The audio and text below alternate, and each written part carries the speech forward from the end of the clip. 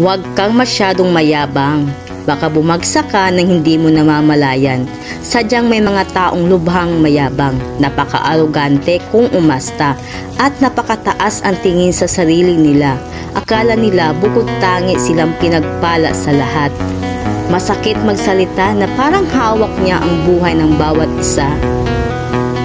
Porke asensado, nagyayabang na, hindi marunong lumingon sa kanyang pinanggalingan at nakalimutan ng magpakumbaba sa kapwa. Masyado na kasing mataas ang tingin sa sarili nila. Kapag pinagpala ka, iwasan mo ang pagiging mayabang. Lagi mo rin dapat alalahanin kung saan ka nagmula at nanggaling. Dahil walang natutuwa sa taong mahangin at mayabang. Kaya anuman ang ating kalagayan, tayo ay maging mapagkumbaba sa lahat. Tandaan mo, huwag kang masyadong mayabang sa panahong mayroon ka.